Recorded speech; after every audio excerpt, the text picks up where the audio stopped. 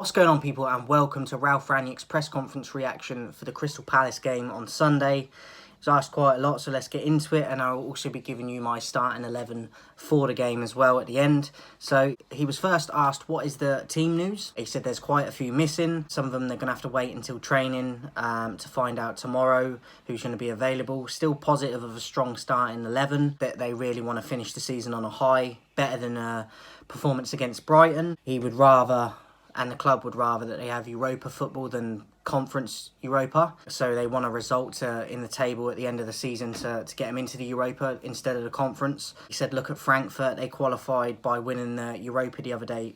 Have qualified for next season's Champions League for the first time in the history since it was changed to the Champions League through winning the Europa. He said that this should be the incentive for the team to have that Europa place after Sunday's result. I like that answer. Have to aim for what you can get to.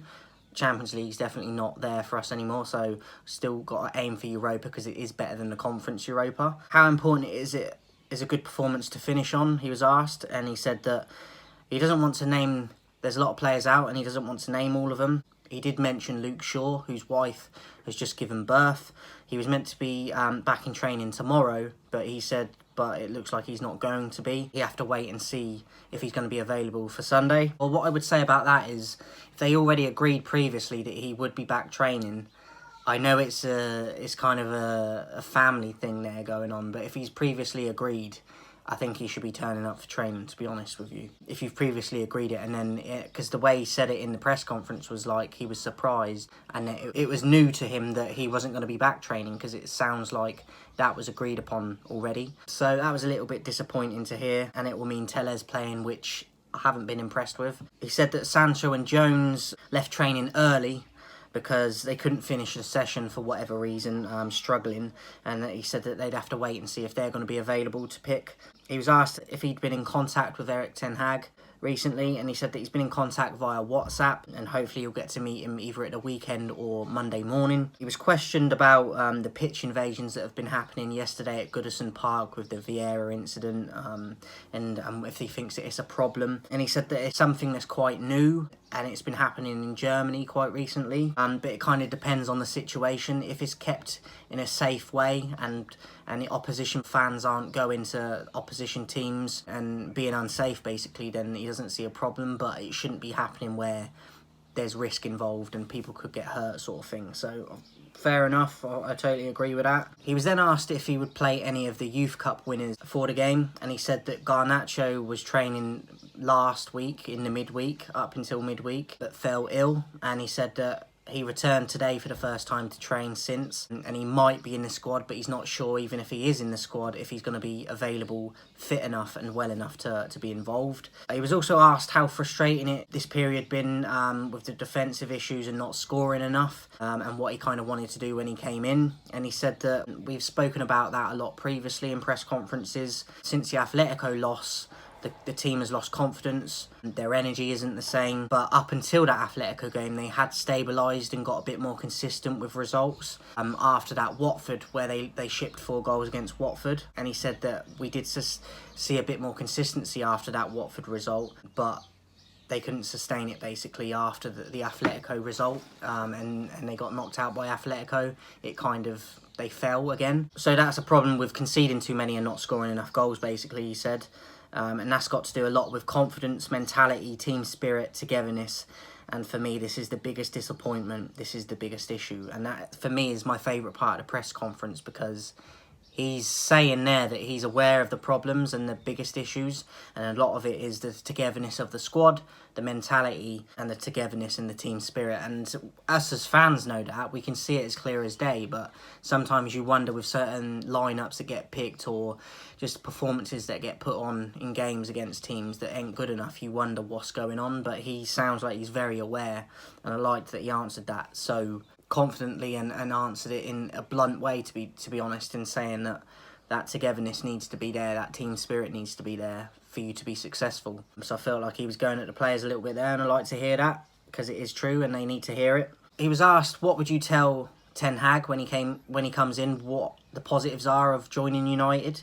And he said that he still believes that there is a core of players there that are by far good enough to be there, and hopefully a lot of them will stay for next season and be involved. He said he will help the board and Eric as much as he can next season with the recruitment side of things and the issues that they're struggling with at the moment. Fundamental thing is bringing in the right players and the quality of players with the right mentality to bring Manchester United not only back to where they were, but back on top as well and winning trophies basically and titles. And he said that I'm positive we can get back on track and back on top, even if it's in 2 to 3 windows, even if it doesn't get done in one window.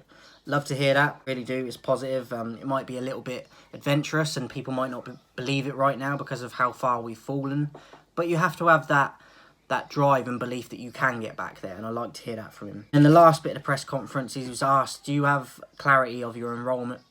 Do you have clarity of your involvement with Eric next year? And he said, yes, we have spoken in depth about different areas that I can be of help next season.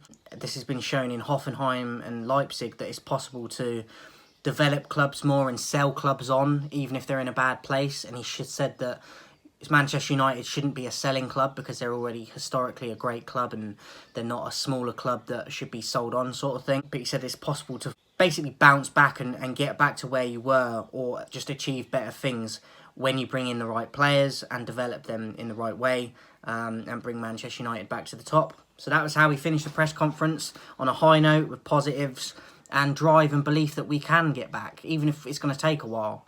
So I really enjoyed the press conference again. I like the way he answered it, but especially that bit on the togetherness of the squad and the team spirit, the mentality. Altogether happy with the press conference. My lineup for Palace, I'm still not sure on certain players and who are going to be available or not. So I've gone with De Gea in goal. I've gone with Dalot, Lindelof and Maguire because I don't think Bailly is available. Even if he is, he's leaving, so I don't think that he's going to play.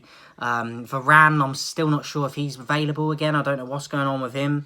So because of injury issues and just kept in the dark about players, I've gone with Maguire, but hesitantly. So I've gone Lindelof, Maguire, Dalot and Telles. I would go with Luke Shaw if he's back and fit enough, but it sounds like he's probably not going to be, so I've just not been impressed with Telles' performances. I liked it when he came in. I like his effort and his drive and his fire, but sometimes his quality lacks, and I don't think he is as well-rounded as Luke Shaw.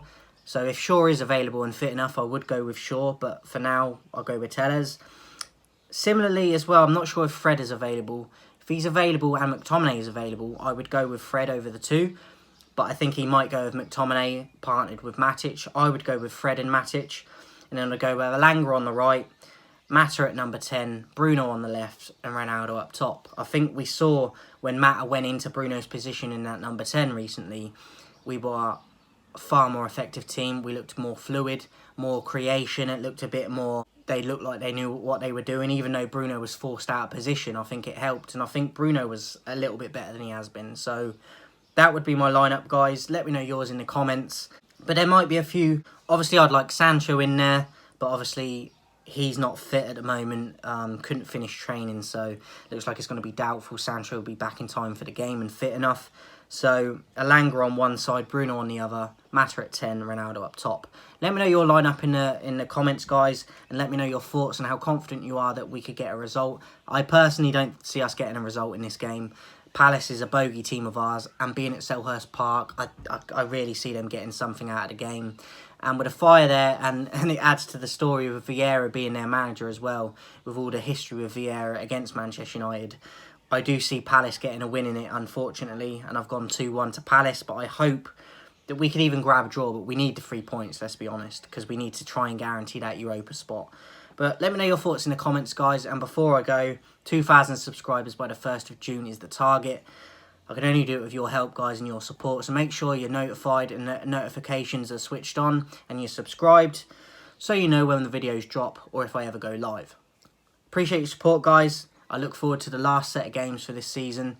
I hope you've enjoyed it this season, and I can't wait to get going again in the new season. I will also be doing videos for the World Cup, so watch out for them, guys.